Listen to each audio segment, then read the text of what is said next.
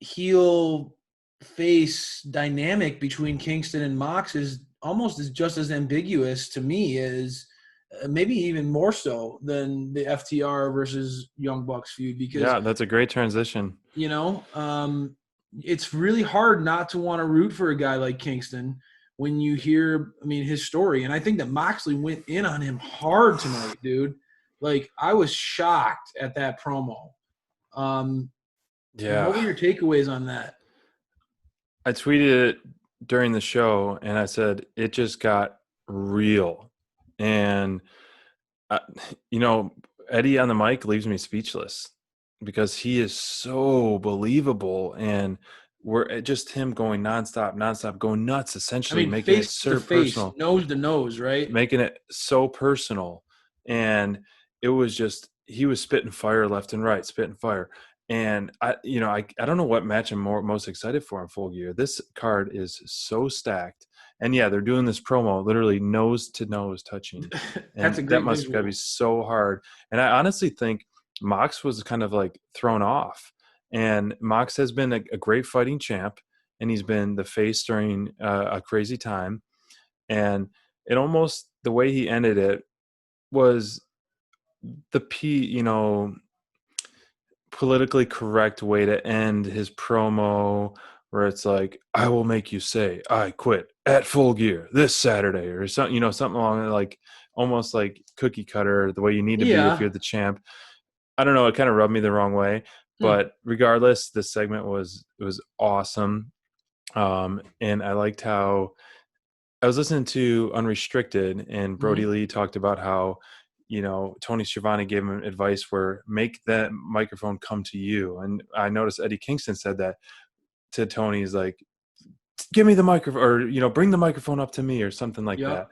And so I noticed that little dig, and that was great. But Yep. Kingston, he is making me believe he's going to get that belt 100%. If I was a betting man, I would put my money on him just because I believe it. He certainly and I mean, I think that that's why it's so easy to gravitate towards him, because he Yeah. feels so authentic. I mean, Whew. It everything he was says, great. you feel it from his very core.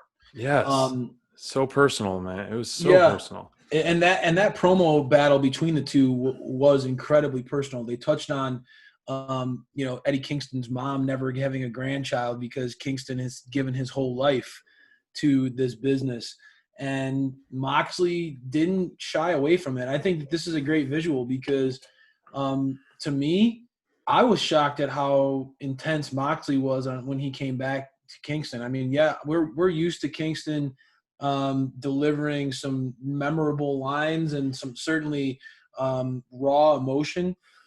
Moxley is well known to me and around the world. I think his promo work, his character work is second to none. Yep. And that's why he's been such a, he's been a consistent champion, and he's been really the flag, the flag bearer for AEW through very trying Deservedly times. so. Um, but I was shocked at how Moxley went, how relentless Moxley was. And obviously, Kingston has beat him down. Him and his crew have beaten Moxley down over the weeks. Kingston called him a coward last week. There's been a lot of personal digs, and there's been a lot of animosity, and they didn't shy away from the history that these two have against each other.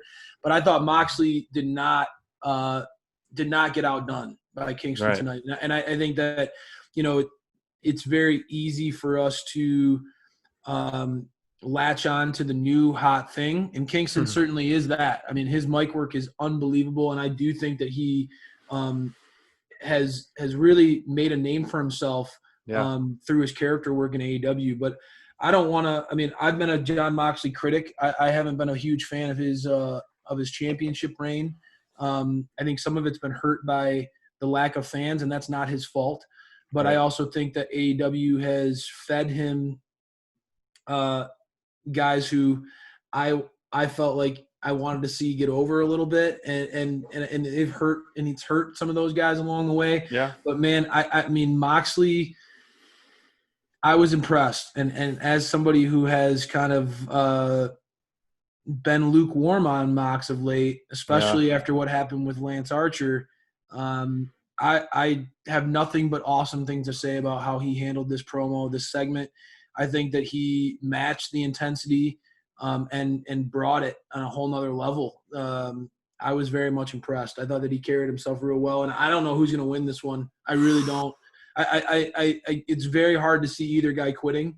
It does not. It just simply doesn't seem like it's something that's in either of their DNA. Yeah, it's a tough spot they put him in. How do you say I quit? And those two guys, of all the guys on the whole roster, you would think they'd be the last ones to surrender at anything, especially since Eddie Kingston's been like, I never tapped, I never said this, I never did that. Like, he never officially lost or never did this. So it's definitely an interesting stipulation. It is, man. It is. It makes you wonder what's going to happen at the pay per view. I'm happy for Eddie. He's been A+ since he's arrived, and to listen to his story, it's we're all fans of him here. So yeah, for him to headline a major pay per view, props to him. It's a win no matter what. absolutely, totally agree.